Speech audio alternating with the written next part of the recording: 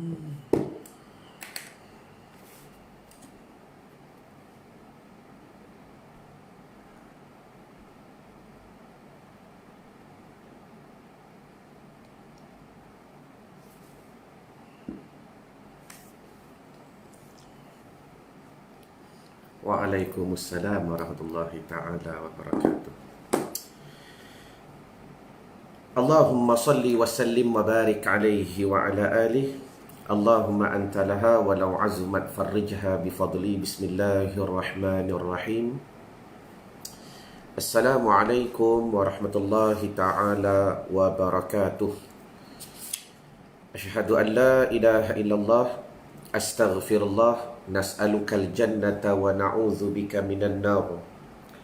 Allahumma innaka afuwun karimun tuhibbul afwa fa'fu 'anna. Allahumma sallimna li Ramadan. Ya Allah, kami berdoa dan bertawassul ya Allah dengan kemuliaannya bulan Ramadan. Mudah-mudahan terus-menerus Kau beri kekuatan kepada kami ya Allah dalam Ramadan pada kali ini. Wasallim Ramadana lana. Ya Allah, mudah-mudahan Kau sampaikan kami ya Allah sehingga hujungnya Ramadan. Dan mudah-mudahan Kau sampaikan kami pula sehingga Ramadan yang akan datang. Wa tasallamhu minna mutaqabbala. Ya Allah, Engkau sejahterakan Ramadan kami.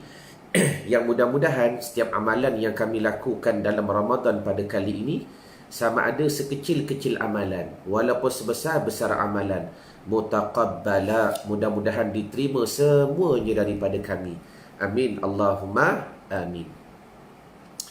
Jadi pertamanya, alhamdulillah, segala puji dan syukur kita rafa' dan kita panjatkan kepada Allah Subhanahu wa ta'ala, kerana pada pagi ini Allah Ta'ala temu kita sekali lagi dalam hashtag santapan rohani.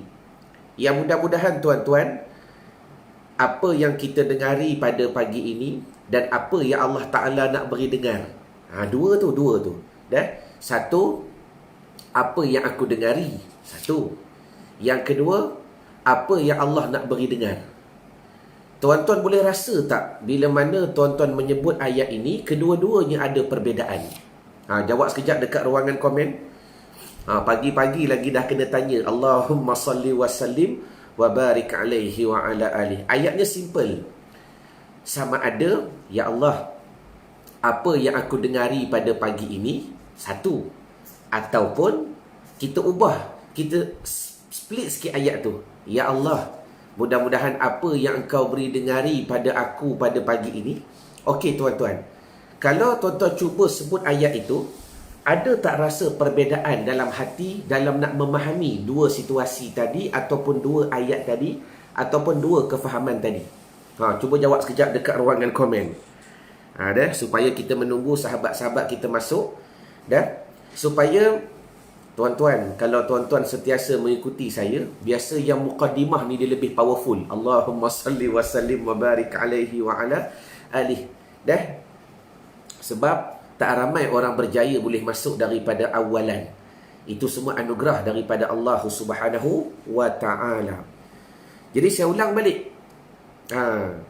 Cuba fahami ayat tadi dan cuba tuan-tuan sebut sendiri. Yang pertama, ya Allah, apa yang aku dengari pada pagi ini, maknanya apa yang tuan-tuan nak dengar sat lagi. Ataupun tuan-tuan menggunakan ayat, ya Allah, apa yang Kau nak beri dengar kepada aku sebentar lagi. Daripada perkataan ni tuan-tuan, kalau kita cuba muhasabah dan kita cuba muraqabah dan kita cuba ambil pendekatan dan kefahaman tuan-tuan, kita akan mendapat dua kefahaman yang berbeza. Dan secara ringkas saya jawab dahulu. Kalau tuan-tuan rasa, ya Allah, apa yang aku dengari sebentar nanti, apa yang aku nak dengar, apa yang aku nak dengar, di situ tuan-tuan kita masih lagi akan nampak diri kita. Salah ke? Tak salah. Waalaikumsalam Kak Zai. Tak salah. Tetapi why not, kenapa tidak kalian cuba upgrade? Benda tu simple, it's very simple sahaja. Ya Allah, mudah-mudahan dengan apa yang Kau beri dengar kepada aku sebentar nanti. Jadi kita nampak siapa dulu? Kita nampak diri kita dulu ke, atau kita nampak Allah Ta'ala dulu? Ni nak biasakan live kita. Benda ni tuan-tuan kena konsisten. Dan benda ni tak akan berlaku dalam waktu yang begitu sebentar. Perjalanan ni jauh. tetapi tidak bagi Allah Ta'ala. Dan secara ringkas, cuba tuan-tuan muhasabah sekejap ayat tadi. Dan kalau diberi pilihan A dengan B, A dengan B, dah tuan-tuan nak pilih yang mana? Supaya kita nak train minda kita nak dahulukan Allah pada setiap perbuatan, pada setiap pertuturan, pada setiap kefahaman yang berlaku. Sebab tu kalau boleh biasakan, ya Allah, dengan apa yang kau beri dengar pada aku pada hari ini. Kita dahulukan Allah Subhanahu wa Ta'ala. Jelas ke jelas? Baru nampak Allah di depan, kita di belakang. Jangan duk merasakan kita.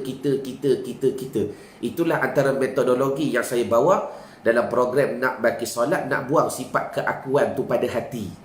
Jelas ke jelas? Waalaikumsalam Hajah Hashimah. Okey, habis. Jadi InsyaAllah tuan-tuan, dengan apa yang Allah Ta'ala beri dengari pada kita. Dah Tuhan nak beri dengar. Terima kasih Nur Mala, terima kasih Tuan Haji Muhammad Nasir. Dengan apa yang Allah Ta'ala nak beri dengar kepada aku sebentar nanti, mudah-mudahan ya Allah, aku cuba nak fahami dan lakukan perubahan begitu besar dalam kehidupan. Jelas? Baik, jadi apa khabar anda pada pagi ini, pada hari Ahad? Allahumma salli wa sallim wa barik alaihi wa ala alihi. Saya mendoakan tuan-tuan, bukan sahaja diri kalian sihat, bukan sahaja tubuh kalian sihat, tetapi saya terus-menerus berdoa kepada Allah Ta'ala agar rohaniah tuan-tuan sihat, iman tuan-tuan makin sihat, dan takwa tuan-tuan makin hebat. Dan yang paling penting tuan-tuan, makrifat dengan Allah Ta'ala semakin dekat. Yang tu kita nak. Makrifat dengan Allah Ta'ala semakin dekat. Sebab apa? Bila sebut dekat dengan Allah ni, dia bukan bentuk jarak. Bila sebut perasaan dekat kepada Allah, dia bukan berbentuk jarak. Selagi mana tuan-tuan menggambarkan dengan jarak, dekat ke jauh, sampai bila-bila tuan-tuan takkan dapat jawapan demi jawapan. Sebab dekat dengan Allah Ta'ala itu ialah satu kefahaman perasaan. Macam contohlah laki bini, seorang kerja Kuala Lumpur, seorang kerja di Johor. Jauh tapi rasa dekat. Jauh tapi rasa dekat. Tapi sama juga tuan-tuan, laki bini yang duduk serumah, Allah Ta'ala uji dengan masalah, Allah Ta'ala uji dengan pergolakan. Dekat tapi rasa jauh sangat. Dekat tapi rasa jauh. Allahu Akbar. Nak panggil minum pun pakai WhatsApp. Bang, air dah siap. Ayat dia simple. Padahal duduk satu rumah, Allah Ta'ala uji adalah perselisihan yang berlaku. Seorang duduk tidur bilik atas, seorang tidur bilik bawah. Ni, tuan-tuan, walaupun dekat, tapi rasa jauh sangat. Maknanya, ingat, dekat dengan jauh bukan bicara jarak.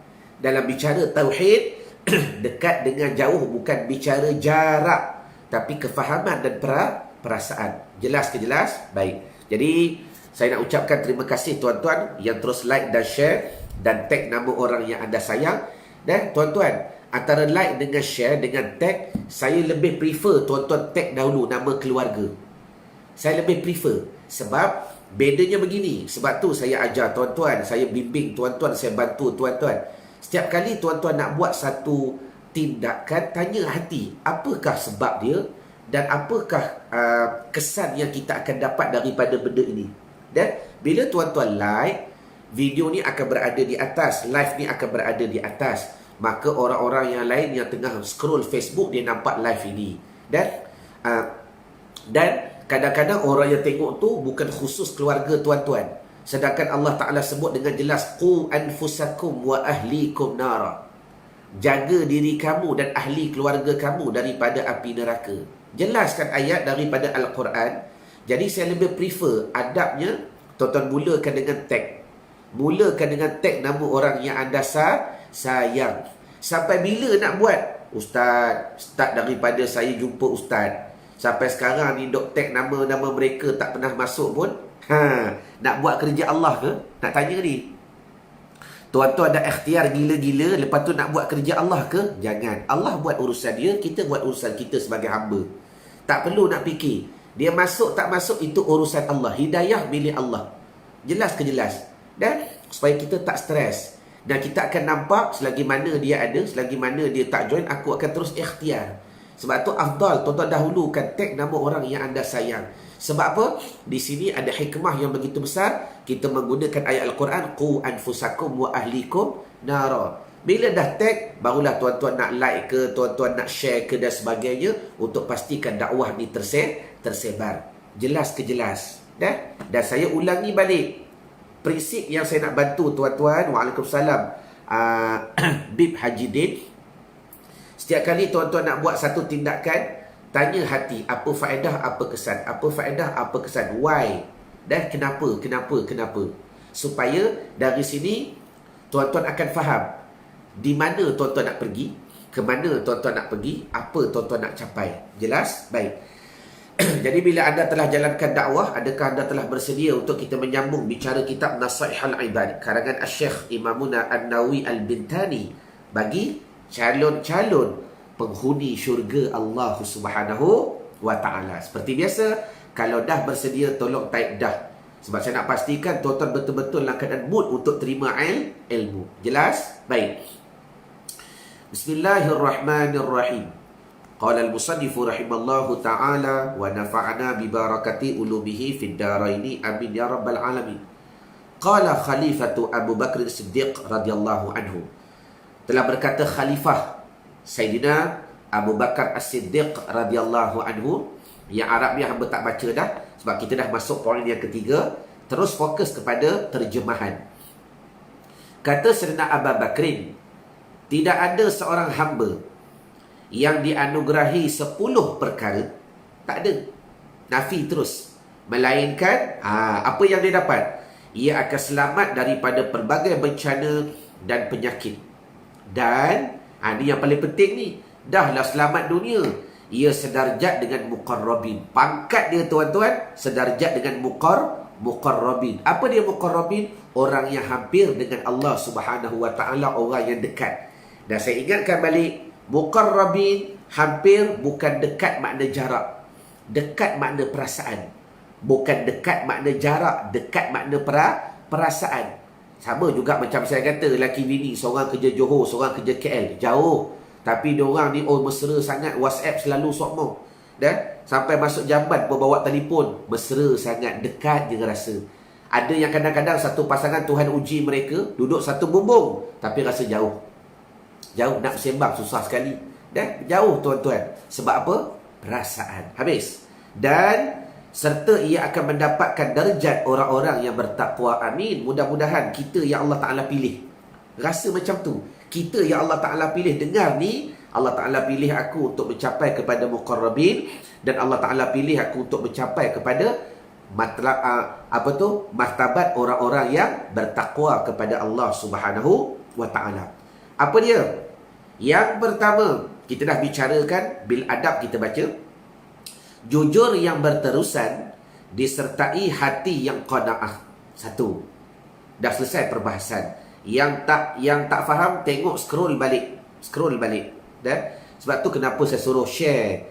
Ingat tuan-tuan, manfaat share ni supaya tuan-tuan nak ulang kaji ni mudah. Itu saja, niatnya mudah. Kenapa aku share? Untuk aku ulang kaji. Itu sahaja. Orang dalam Facebook aku nak tengok ke tak tengok, itu urusan Allah. Niat aku share supaya mudah nak scroll, nak ulang kaji, takut terlupa. Part yang mana hari tu Ustaz sebut? Jelas. Yang kedua, kita dah bahas semalam. Semalam dapat ilmu best kan? Betul ke betul? Tuan-tuan, semalam dapat ilmu best gila.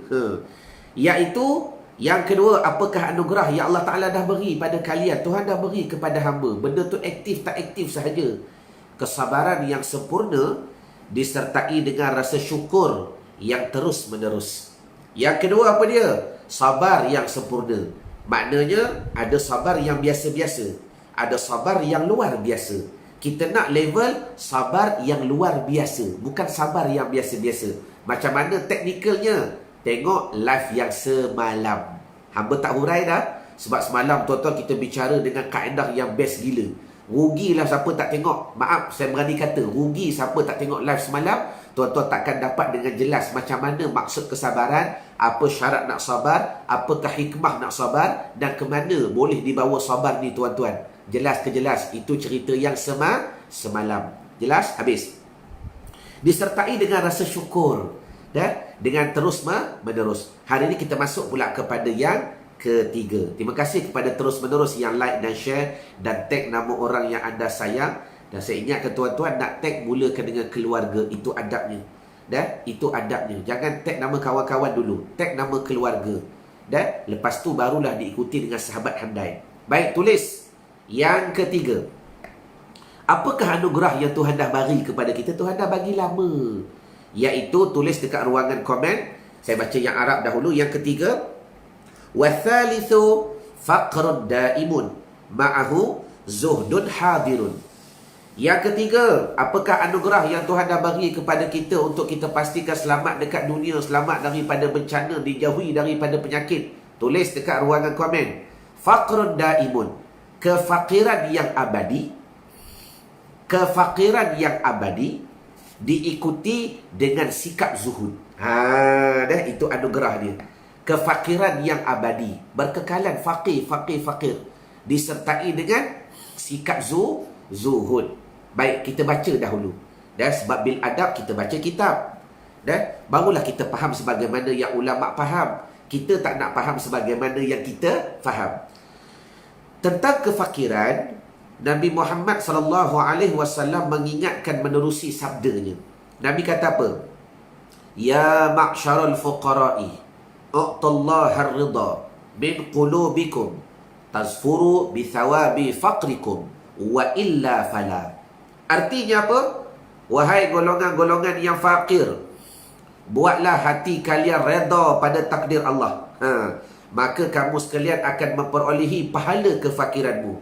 Jika tidak rela, maka tiada pahala bagimu. La ilaha illallah. Maknanya tuan-tuan, fakir ni bukan semata-mata fakir. Bukan semata-mata fakir. Okey. Kita belajar istilah fakir ni macam mana. Istilah fakir ni macam mana. Dengar dengan baik.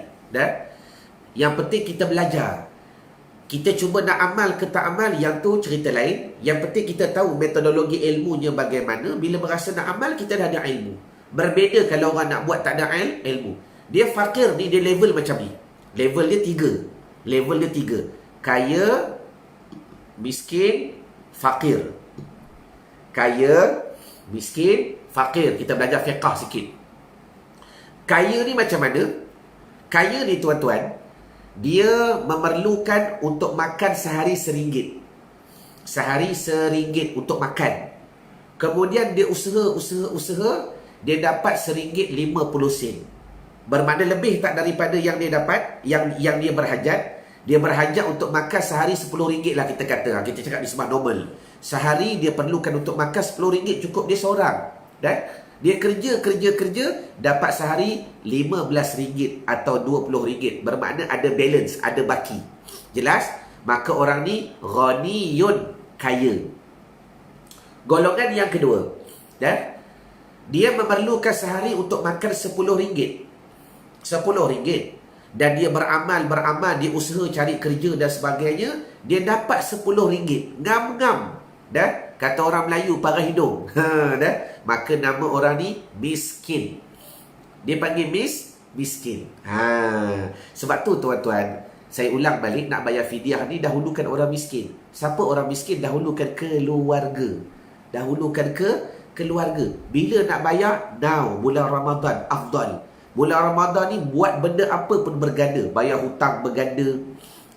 Bayar fidyah berganda. Selesaikan al-an pada bulan Ramadan.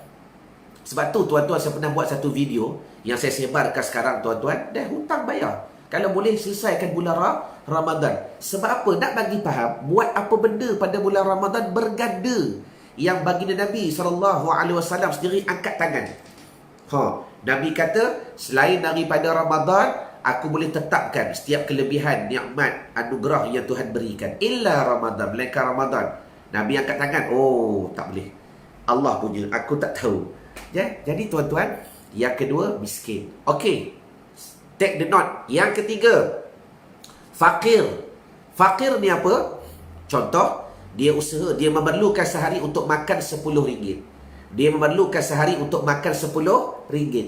Dia usaha, dapat RM5 sahaja. Dapat RM5. Setengah daripada apa yang dia mencakupi. Dia nak untuk makan sehari 10. Dia kerja dapat RM5. Maka orang ni fakir. Jelas ke jelas? Okey. Pernah dengar tak istilah orang Melayu selalu gunakan fakir miskin? Fakir miskin. Fakir miskin ni macam ni. Kadang-kadang cukup, kadang-kadang ngam-ngam. Kadang-kadang ngam-ngam, kadang-kadang pakai hidung. Tu dipanggil fakir miskin. Fakir miskin, fakir miskin, fakir miskin. Tu istilah yang orang Melayu selalu gunakan. Fakir miskin. Sebenarnya dalam Islam benda tu separate. Fakir satu golongan yang lain, miskin satu golongan yang lain. Tetapi kebiasaannya fakir miskin ni orang yang sama juga. Dia juga yang fakir, dia juga yang miskin. Betul ke betul? Contoh, bulan biasa miskin. Gaji 1,000, habis bulan cukup-cukup makan, miskin. Dan tuan-tuan, walaupun gaji dia 3,000, tapi kalau cukup bulan, dia cukup-cukup makan. Bayar bil, bayar maintenance, bayar bil api, bayar bil air, beli barang makan, bayar hutang rumah, hutang tu, hutang ni. Gaji 3,000, cukup bulan, ngam-ngam, habis. Tetap namanya miskin. Sebab itu perkiraannya. Tetapi, yang gaji 3,000 tu, bila masuk raya, bila masuk bulan 12, nak beli barang-barang anak, nak beli pakaian anak, nak beli baju sekolah anak, nak daftar sekolah anak, dia juga jadi fakir. Nampak tak? Itu dipanggil fakir miskin, fakir miskin, fakir miskin. Okey. Jadi sekarang ni tuan-tuan, yang baginda Nabi SAW sebut, ini satu golongan. Dan yang dia dah usaha gila-gila, usaha tapi tak cukup. Ni Nabi sebut, dengar elok-elok, wahai golongan yang fakir. Maknanya jadi fakir semata-mata belum tentu lagi dapat anugerah yang begitu besar. Sebab apa? Nabi bersabda jelas, wahai golongan yang fakir, dia dah usaha. Tuan-tuan, kalau jenis tak usaha ni, langsung tak ikhtiar, cukuplah apa yang ada. Agak-agak layak tak dipanggil fakir? Layak ke tak dipanggil miskin? Sabar dulu. Usaha tak nak apa, tak nak keluar daripada dipanggil apa? Daripada busut, daripada tempurung untuk berusaha, langsung tak nak. Tiba-tiba tak apa, cukuplah dengan apa yang ada. Itu bukan fakir namanya, itu dipanggil malas. Maaf tuan-tuan, itu dipanggil malas. Sama juga cakap nak baki solat begitu lama, nak khusyuk begitu lama, belajar tak nak dan sebagainya, itu dipanggil malas. Bukan dipanggil redha, tak kena tempat dah. Tak apalah, cukuplah dengan apa yang ada. Itu bukan redha namanya. Ikhtiar tak ada, usaha tak ada. Ingat tuan-tuan, saya sering tegaskan kepada tuan-tuan, benda ni jelas waktu saya belajar di Fatani, kata Baba Daud, tak sempurna tawakal melainkan sempurna syariat. Sama juga, tak sempurna redha kalau tak sempurna syariat. Usaha tak ada, redha lah apa yang ada. Nak redha macam mana? Kau langsung tak usaha, kau langsung tak ikhtiar. Jelas ke jelas? Allahumma salli wa sallim wa barik alaih. Yang ni ada, golongan ni ada, dia dah usaha. Dia target untuk bulanan sebulan dia 1,000. Itulah yang keperluan dia. Tapi kerja-kerja, dia kerja siang, kerja malam. Allahu Akbar, tiba-tiba dapat 900. Okey, fakir nama dia, fakir. Maka Nabi bersabda, ya ma'syarul fuqara, wahai orang-orang yang fakir, buatlah hati kalian redha kepada Allah. Ni kunci. Maknanya, buatlah hati kalian redha kepada takdir Allah. Bila mana dia dah usaha, dia tak dapat, kemudian ya Allah, kau redha lah ya. Buatlah hati kalian, ya Allah aku redha, ya Allah di atas apa yang kau takdirkan pada aku pada hari ini. Redha. Buatlah hati kalian redha. Barulah kefakiran itu akan memperolehi pahala. Maknanya kalau fakir semata-mata, tuan-tuan, dia tak redha, maka akan binasa. Bukan binasa. Ingat tuan-tuan, dalam hadis yang lain Nabi pernah bersabda, kadang-kadang miskin ni boleh membawa kepada kekufuran. Jangan main-main. Sebab tu salah ke kaya? Benda tu ada pro and con. Kalau kaya membawaki kepada loba, membawaki kepada sombong, rugi. Kalau miskin pula membawaki kepada kufur, binasa.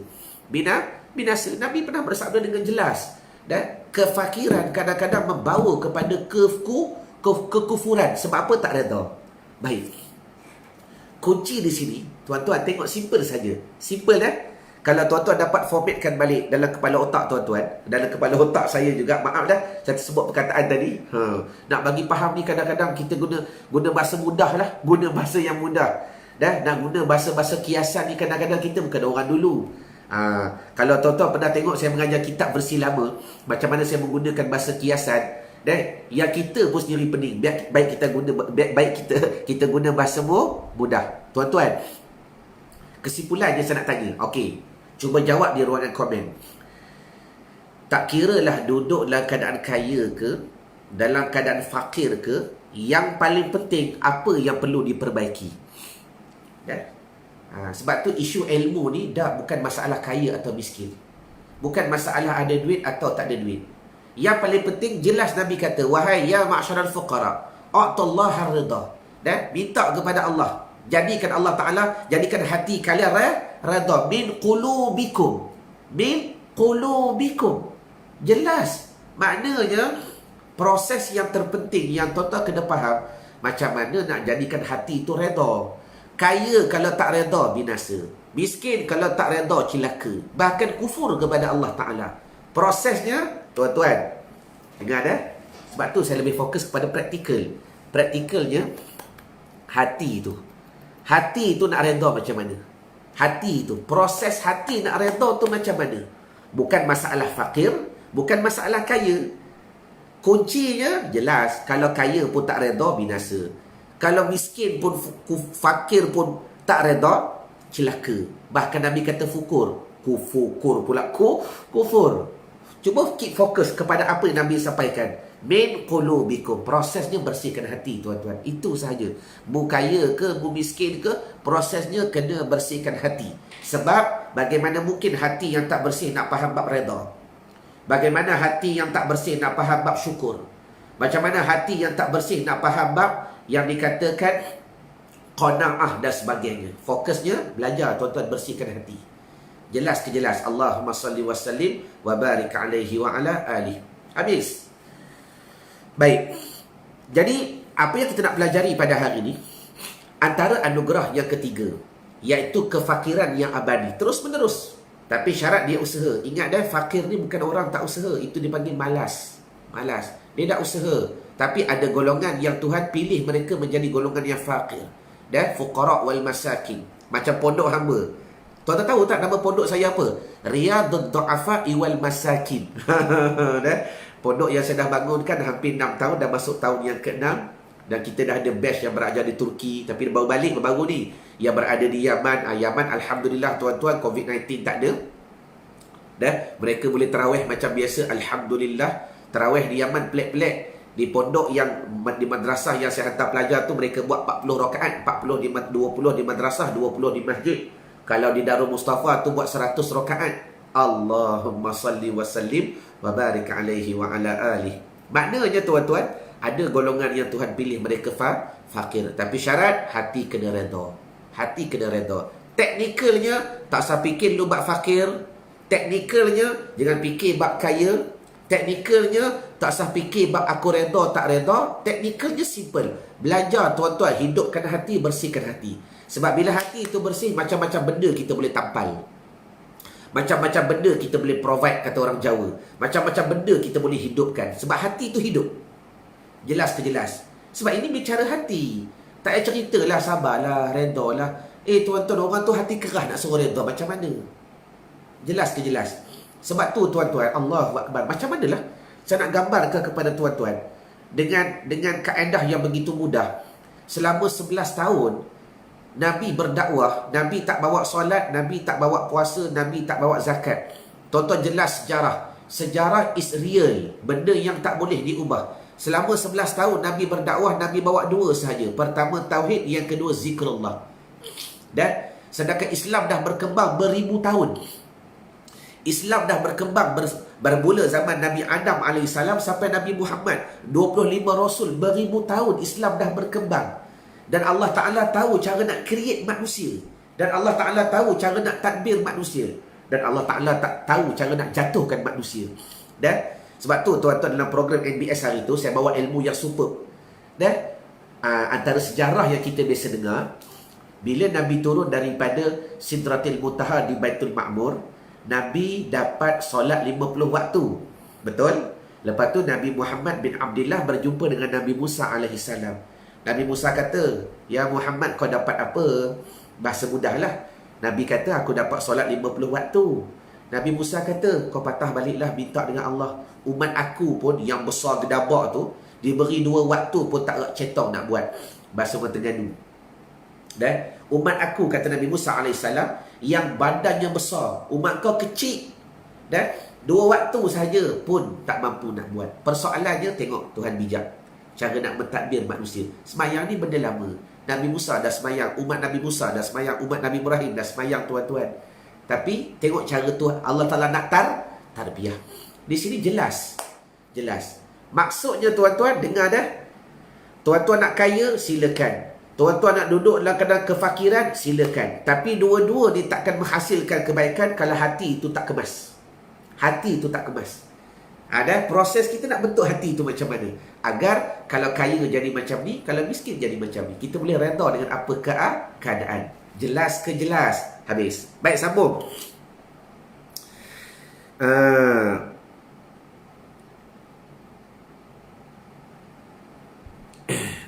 Jadi yang ketiga, apa dia? Antara anugerah yang Tuhan berikan kepada kita, siapa nak selamat dunia, selamat akhirat, menjadi golongan-golongan yang muqarrabin, kefakiran yang abadi, diikuti dengan sikap yang zuhud. Okey, zuhud ni apa? Tulis. Zuhud ni tuan-tuan, kita guna bahasa mudah, tak terlekat dunia pada hati. Dah. Tak terlekat pada hati. Dunia tak terlekat pada hati. Walaupun dia kaya. Walaupun dia kaya. Maknanya Allahumma salli wa sallim wa barik alaihi wa ala alihi, walaupun dia fakir, dia miskin, tapi terlekat dunia dekat hati. Rosak. Sebab itulah konsepnya hati. Itu je nak diberi penjelasan. Sebab kalau tuan-tuan buka Google lah, kan kita baru lepas hari guru. Jadi tuan-tuan tak terima kasih ke dengan Syekh Google, dengan Syekh Facebook, dengan Syekh WhatsApp. Tuan-tuan kena appreciate dengan mereka ni. Asbab daripada mereka kita dapat banyak belajar. Jadi apa makna zuhud? Buka Google, tengok makna zuhud. Tak terlekat dunia pada hati, walaupun dia kaya. Itu dipanggil zuhud. Orang yang miskin terlekat hati, naik basikal je. Oh, dia punya apa tu? Bukanlah kata tak perlu syariat. Syariat perlu. Tapi cara dia gari, cara dia rantai, dia punya basikal tu, Allahu Akbar, tak disertakan dengan langsung dengan tawakal. Zuhud tak ada. Jadi kesimpulan, zuhud satu kepahaman yang datang daripada penghasilan hati, yang merasa senang di atas apa yang Allah Ta'ala berikan. Orang zuhud ni mudah. Zuhud ni nak faham, ada alhamdulillah syukur, tak ada dia redha. Tu dipanggil zuhud. Jadi ingat, makna zuhud tuan-tuan, bukan ustaz tu datang minda kita. Kalau ustaz tu datang naik motosikal, pom C70, Allah zuhudnya ustaz tu. Itulah minda kita selama ni. Tapi kalau dijemput penceramah, datang naik Velfire. Allahumma salli ala sayyidina Muhammad. Mula otak kita berjalan, mula lidah kita melata. Ni ustaz dunia lah tu. La ilaha illallah. Tuan-tuan, kita tahu ke hati dia macam mana? Tahu ke hati dia macam mana? Sebab tu ingat, zuhud ni bab hati sahaja. Dan sebab dia termasuk dalam sifat-sifat mahmudah, lawan daripada sifat-sifat mazmumah. Dan tuan-tuan takkan berjaya memahami zuhud ni. Sebab ingat, zuhud bukan dipahami dengan bentuk tubuh badan, dan zuhud bukan dipahami dengan bentuk kepahaman, tetapi zuhud dipahami dengan qalbi, dengan hati. Macam tadilah saya bawa bandingan yang simple. Makna muqarrabin, orang yang dekat dengan Allah, bukan dekat dengan makna jarak, tapi dekat dengan makna perasaan. Contoh, berapa ramai yang hubungan suami isteri? Saya dah ulang kali ketiga ni. Berapa ramai yang Allah Ta'ala uji hubungan suami isteri, duduk sebumbung, hati rasa jauh. Betul? Dia bak hati rasa jauh. Pagi makan pakai WhatsApp. Laki duduk bilik atas, isteri duduk bilik bawah, tidur tak sekali dah. Bang, makanan dah siap, pakai WhatsApp. Allahu Akbar, jauh. Ada yang pasangan, seorang kerja di Kelantan, seorang kerja di KL. Allahu Akbar, mesra je. Oh, bagai masuk jamban bawa telefon. Yang abang tengah berak. Allahumma salli ala Muhammad. Jauh tapi rasa dekat. Sebab apa? Masalah hati. Jelas ke jelas? Terima kasih daripada negeri Sembilan, sekilik ikan di air, kona jatan betinoi. Allahumma salli wa sallim wa barik alaihi wa ala alihi. Habis. Baik. Boleh kita sambung sikit lagi. Kita sambung pula. Anugerah yang keempat. Anugerah ni saya nak masuk sikit tuan-tuan. Betul Nurani Idris. Bab buruk sangka pun masalah hati. Itu semua masalah hati. Dan sebab tu dah cara saya mudah. Tak payah fikir masalah kaya, tak payah fikir masalah miskin. Sebab apa? Tuan-tuan, dua-dua anugerah tu Tuhan boleh bagi. Dua-dua keadaan tu Tuhan boleh uji. Dan sahabat Nabi SAW, berapa ramai yang Tuhan pernah beri kekayaan kepada mereka. Waktu yang sama Tuhan tarik kepada mereka. Tapi bila hati dah bersih, tak ada masalah. La ilaha illallah. Ada sahabat tuan-tuan dulu terkenal dengan kaya yang begitu hebat. Bila masuk Islam, berjuang untuk agama tuan-tuan, Allahumma salli ala Muhammad, nak semayang, ada satu pakaian sahaja, berganti tukar dengan laki bini. Allahumma salli wa sallim wa barik alaih. Hari-hari, habis je salam, terus lari balik. Nabi tanya kenapa? Aku tak aku bergesa. Ya Rasulullah, pakaian untuk kami solat satu sahaja. Baju ni lah dia pakai untuk solat. Satu lagi jubah tu juga bagi pula kepada zaujah dia, isteri dia, untuk pakai solat. Walhal dulu orang yang kaya raya tuan-tuan. Persoalannya tak usah fikir masalah kaya Tuhan nak bagi syukur kepada Allah. Tak usah fikir masalah fakir dulu, Tuhan nak uji bila-bila masa. Yang tuan-tuan kena fokus sekarang, aku nak baiki hati, aku nak hidupkan hati. Sebab apa? Apa jua keadaan, tuan-tuan boleh solve. Tuan-tuan boleh selesaikan masalah kalau hidup masalah hati. Betul ke betul? Jelas. Habis. Dan yang keempat, tulis dekat ruangan komen. Allahumma salli wa sallim wa barik alaihi wa ala alihi. Okey, kepada Abdul Hadi, saya nak bantu sikit. Salik tu, sebab salik tu perkataan Arab. Ejaan dia sin alif lam kaf. Buang ya. Salik, tak ada. Walaupun saya faham, niat Abdul Hadi nak menjauhikan daripada Arab. Tapi tak apa, perkataan Arab tetap word Arab. Saya seorang tu okey dah, Hamzah tu okey dah. Salik tu sim alif lam kaf, salikun. Dan dipanggil istifa'il. Baik, sambung.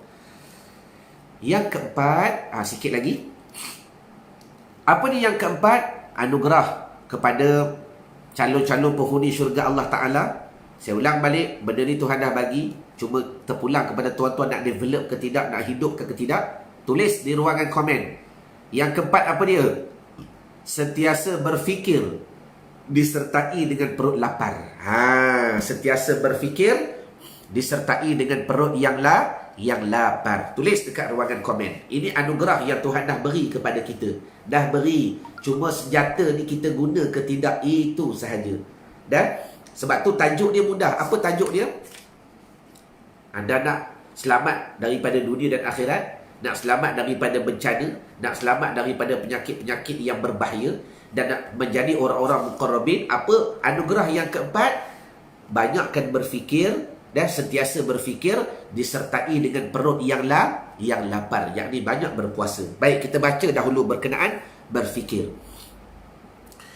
Mengenai terus-menerus berfikir, Nabi Muhammad bin Abdullah Rasulullah sallallahu alaihi wasallam bersabda, tafakkaru fi kulli syai'in wa la tafakkaru fi dhatillah, fa inna baina as-sama'i as-sabi'ah ila kursiyah sab'atal alafi nurin wa huwa fawqa dhalik. Allahumma salli wa sallim wa barik alaihi wa ala alihi. Tuan-tuan, Nabi bersabda, berfikirlah tentang segala sesuatu, tetapi jangan berfikir tentang zat Allah. Betul ke betul? Dalam program MBS kita dah ajar kan? Berfikirlah dengan segala sesuatu, fikir belaka, tetapi jangan berfikir tentang zat Allah. Kerana terdapat 7,000 cahaya di antara langit ke-7 sampai kursi Allah, dan Allah di atasmu itu. La ilaha illallah. Tak payah fikir bab zat Allah. Sebab apa? Ada 7,000 cahaya. 7,000. 7,000 cahaya. Satu cahaya tuan-tuan. Dan satu cahaya pun, cahaya matahari itu pun tak nampak dah zat matahari. Ini ada 7,000. Bayangkan. Tak nampak dah. Baik. Kesimpulannya, apa yang dapat kita fahami di sini?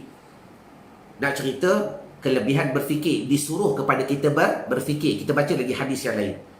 Dalam riwayah yang lain, Nabi SAW bersabda, rahimallahu qauman yahsabuhumun nasu marda wa ma hum bimarda. Rawahul Ibnul Mubarak. Allah menyayangi suatu kaum yang mereka disangka oleh orang lain sakit, padahal mereka itu tidak sakit. Ni bukan ni. Okey. Yang ni syarah yang bawah. Baik. Tuan-tuan, cerita bab tafakur ni, Nabi bersabda dalam hadis-hadis yang lain pula. Nabi kata apa? Tulis, yang ni penting, tulis. Tafakur sa'ah khairun. Berfikir pada satu saat. Satu saat je. Berfikir apa? Di atas perkara yang dijadikan oleh Allah, khairun. Lebih baik daripada sembahyang sunat 70 rakaat. Tulis dekat ruangan komen. Sabda Nabi SAW, berfikir satu saat di atas perkara yang dijadikan oleh Allah, khairun, terlebih baik daripada sembahyang sunat 70 rakaat. Tulis.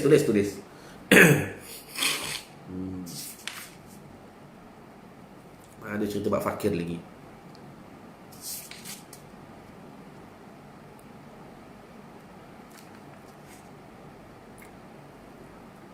Okay. Baik. Terima kasih kepada semua yang menulis. Cerita bab tafakur ni tuan-tuan. Maaf tuan-tuan, ada pengalaman saya cerita bab pengalaman dengan niat tak nak merendahkan tuan-tuan. Sekadar tuan-tuan ni Allah Ta'ala pilih untuk mendengar ilmu ini. Tuan-tuan, setiap ilmu ni ada praktikalnya. Setiap ilmu ada praktikal. Dah? Kasih satu poin yang best ni. Setiap ilmu ada praktikalnya. Bila sebut fiqh, fiqh ada praktikalnya. Apa praktikal fiqh? Kalau solat ada cara praktikalnya. Betul? Kalau tauhid, kalau puasa ada cara praktikalnya. Tahan lapar. Contoh. Kalau zakat ada cara praktikalnya. Betul? Kalau haji ada cara praktikalnya. Tuan-tuan, yang ni ilmu ICS dah. Tapi saya bagi sikit saja untuk menambahkan modul kepahaman kita pada hari ini. Bahasa mudah, bila sebut fiqh, ada praktikalnya. Apa dia praktikalnya? Praktikal lah sembahyang, ada cara praktikalnya, ada teknikalnya. Okey, habis. Dan bila kita sebut tasawuf ni ada juga cara praktikalnya. Nak sabar tu macam mana, nak syukur tu macam mana, ada cara praktikalnya. Dan ingat tuan-tuan, bila disebut pula ilmu tauhid, macam mana cara nak praktikal ilmu tauhid? Ialah dengan tafakkur. Sebab tu tafakkur ni hebat. Allahumma salli wa sallim wa barik alaihi wa ala alihi. Tafakkur ni satu ilmu yang begitu hebat. Kalau takkan Nabi bersabda tafakkur sa'ah.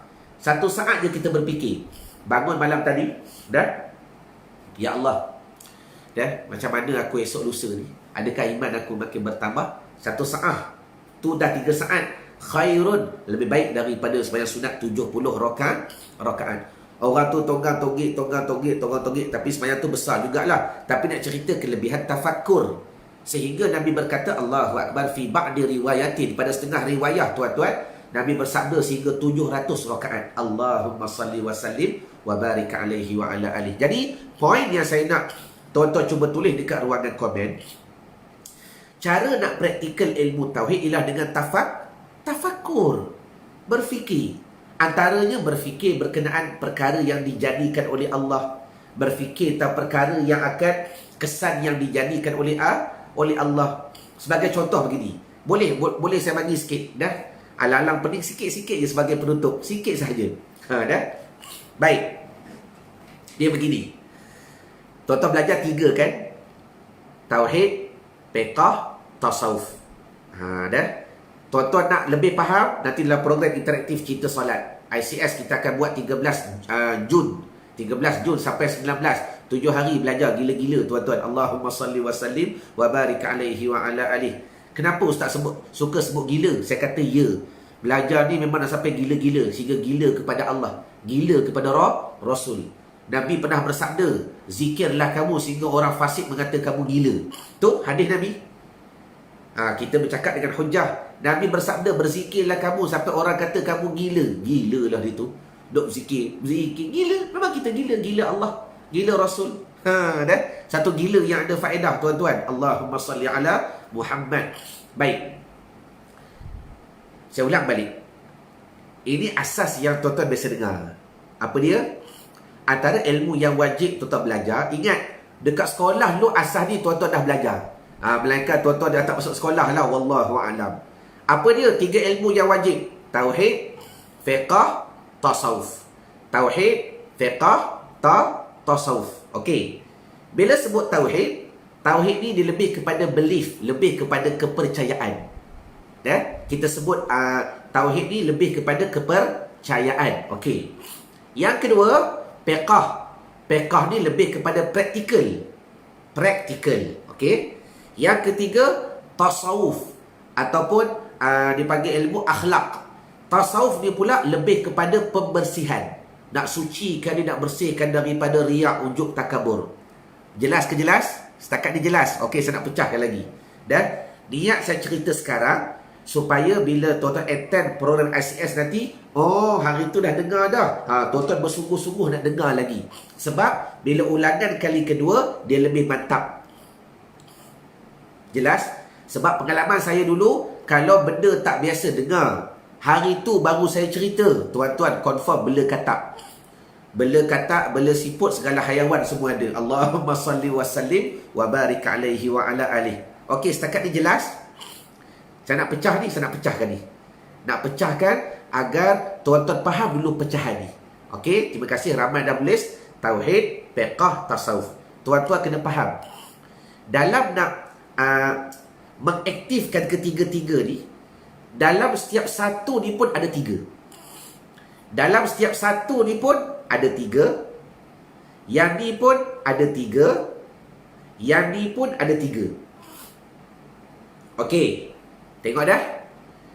Saya cuba membantu dalam nada yang perlahan. Supaya saya nak tuan-tuan nampak dengan jelas. Ilmu ni best gila. Memang best gila tuan-tuan. Allahumma salli wa sallim wa barik alaihi wa ala alihi. Baik. Tauhid, kepercayaan. Fiqh, tindakan atau pengamalan. Tasawuf, pembersihan. Okey. Dalam tauhid ni pun ada tiga. Apa dia? Ada tauhid bagi tauhid. Ada tauhid bagi fiqh. Ada tauhid bagi tasawuf. Nanti dulu. Sama juga fiqh. Fiqh ni pun ada tiga. Ada tauhid bagi fiqh. Ada fiqh bagi fiqh. Ada tasawuf bagi fiqh. Sama juga tasawuf. Tasawuf ni pun ada tiga. Ada tauhid bagi tasawuf. Ada fiqh bagi tasawuf. Ada tauhid, ada tasawuf bagi tasawuf. Norzina tengah kerja, ahlan wa sahlan. Tak apa. Ada tasawuf bagi tasawuf. Okey. Saya buktikan tauhid bagi tauhid dulu. Dalam tauhid ni kan ada tiga. Tauhid ni pecah tiga. Yang ni pun pecah tiga. Yang ni pecah tiga. Semuanya ada sembilan. Beruntung tuan-tuan dapat ilmu peri hari ni. Tak bayar-bayar dapat. Allahu Akbar. Kita bagi sikit agar tuan-tuan dapat penjelasan. Tuan-tuan, macam mana dikatakan tauhid bagi tauhid? Dalam tauhid ni kena ada tauhid dulu. Contoh paling mudah. Dalam Al-Quran, tatkala ditanya kepada orang kafir, siapakah yang mengadakan alam ini?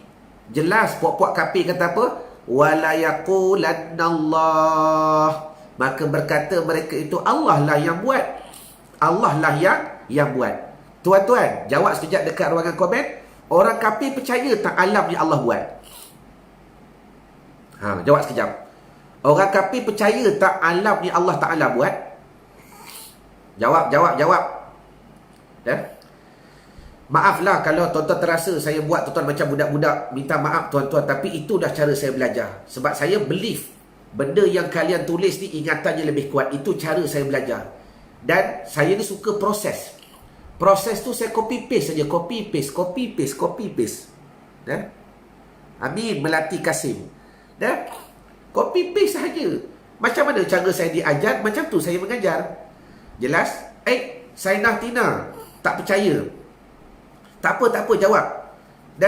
Saya tak penting betul ke salah. Kalau salah saya bantu sekarang. Dalam Al-Quran jelas Tuhan sebut dalam ayat tu. Ditanya kepada orang kafir, siapa yang buat alam ini? Wala yaqulannallah. Berkata orang-orang kafir, Allah yang buat alam. Allah yang buat alam. Bermakna mereka percaya. Okey. Dan dalam satu sudut, orang kafir percaya Allah Ta'ala buat alam. Tapi tuan-tuan, dia percaya tak dengan apa dia percaya? Soalan yang kedua, dia percaya tak dengan apa yang dia percaya? Ni saya bagi contoh, tauhid bagi tauhid.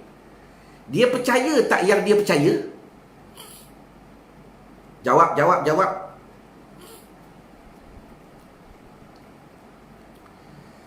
Yang percaya ni, jawab nombor satu ni. Okey, Laili. Okey. Pertama, dia percaya Allah Ta'ala yang buat alam. Sebab benda ni termaktub dalam Al-Quran. Termaktub jelas. Dah? Wala yaqulanna Allah. Surahnya saya lupa dan saya cari balik. Berkata mereka itu Allah yang buat alam. Tapi dia percaya tak dengan apa yang dia percaya? Tak. Dia tak percaya pun. Dia cakap dia percaya yang alam dibuat. Tapi kepercayaan kepada Allah dia tak ada. Kepercayaan kepada Allah dia tak ada. Dia masih lagi menyembah kepada berhala dan sebagainya. Contoh tuan-tuan, baru ni ingat tak Ustaz Ebit Liu baru ni, dia ada alamat Ustaz Ebit Liu baru ni, dia bagi sumbangan dekat mana tak? Dekat satu tokoh, dekat satu Hindu tu. Dia cakap dengan Ustaz Ebit Liu. Kalau saya salah perbetulkan tuan-tuan. Hindu tu kata, Tuhan kami Allah juga. Oh, tengok ni dakwah Ustaz Ebit marvelous. Sampai kan dia terima sumbangan tu, dia tak boleh kata apa dah. Dia kata Tuhan kami Allah juga. Katanya Hindu tu, Tuhan kami Allah juga. Tapi kami sembah ni sebagai, dia panggil untuk wasilah. Dia percaya. Allahumma salli wa sallim wa barik alaihi wa ala alihi. Dia percaya Tuhan kami Allah juga. Okey, jadi maknanya, tetapi kepercayaan dia tak tembus kepada tauhid yang sebenar. Ini contoh. Dalam tauhid kena ada tauhid. Dalam tauhid kena ada tauhid. Betul. Okey, Hadi. Wan Nur Hayati, saya nak sambungkan lagi sebab dia tak percaya. Tok nenek dia dulu. Betul Wan Zakri, kalau percaya dah lama masuk Islam. Bermakna konsep tauhid, okey. Yang ni panjang lagi perbahasan dia, cuma ringkas saya nak buktikan dalam Quran. Siapa buat alam? Allah. Tapi dia tak percaya dengan apa cakap. Dia panggil tak ada tauhid kepada tauhid. Putus. Yang kita nak tauhid kepada tauhid. Jelas. Yang kedua, kan kita sebut tadi dalam tauhid ada 3. Dalam tauhid juga ada pekah. Pekah ni apa tadi? Praktikal. Apakah praktikal tauhid? Tafakur. Apakah praktikal tauhid? Membawaki kepada tafakur. Ni 3 tadi. Okey. 2. Apakah praktikal tauhid? Tafakur. Berfikir. Nak berfikir macam mana tuan-tuan kalau tak ada method? Nak berfikir macam mana kalau tak ada ilmu? Nak berfikir macam mana kalau tak ada asas? Sebab tu kena belajar sifat 20. Betul Syamsul Afandi, terima kasih benarkan saya. Hindu dekat Batu Kek. Tapi yang ni dia panggil dakwah secara rahsia. Dakwah secara lembut. Dia bagi hak sumbangan. Tuhan kami Allah juga, kata Hindu tu. Allahumma salli ala Muhammad. Dia percaya, tapi dia tak percaya. Okey, habis. Dalam tauhid ada pekah. Macam mana pekah dia? Tafakur. Ni yang kita bahas sekarang. Dan yang ketiga, dalam tauhid ada apa? Ada tasawuf. Apa tauhid? Apa tasawuf bagi tauhid? Tulis syirik jalli. Syirik jalli. Memahami, meyakini, memelihara daripada mensyirikkan Allah. Tuan-tuan, syirik jalli ni mudah-mudahanlah saya confirm atas dasar baik sangka tuan-tuan tak buat semua insya-Allah. Tetapi ingat, dalam apakah ada syirik khafi. Habis. Syirik khafi ni banyak kita tak jaga. Dah? Nampak tak? Okey. Hari ni saya dah bahas yang tauhid. Fiqh dengan tasawuf pun ada 3. Yang ni pun ada 3. Yang ni kita bahas sambung dalam program interaktif Cinta Solat nanti. Cuma berbalik kepada tajuk yang kita bahas. Inilah perbahasan dia. Jelas ke jelas? Tuan-tuan jelas ke? Allahumma salli wa sallim wa barik alaihi wa ala alihi.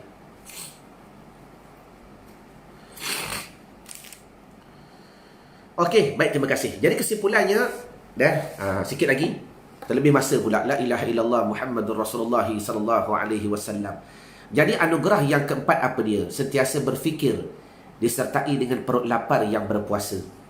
Tuan-tuan, gabungan tafakur kena dengan perut. Gabungan tafakur kena dengan belapar. Belapar ni kita maklum dah rahsianya begitu hebat. Cuma yang dapat kita fahami sekarang ialah cara nak membersihkan ilmu tauhid ialah daripada syirik jalli. Fiqahnya, praktikalnya, iaitu dengan cara tafakur. Kepercayaannya, iaitu membawaki percaya kepada percaya ilmu tauhid. Sebab ada orang tak percaya. Ada orang tak percaya. Dah jelas? Jadi saya rasa madai pertemuan kita dahulu pada hari ini, mana yang baik itu datang daripada Allah, yang tak baik itu pasti datang daripada kejahilan, kekurangan dan kefakiran saya sendiri, tuan-tuan.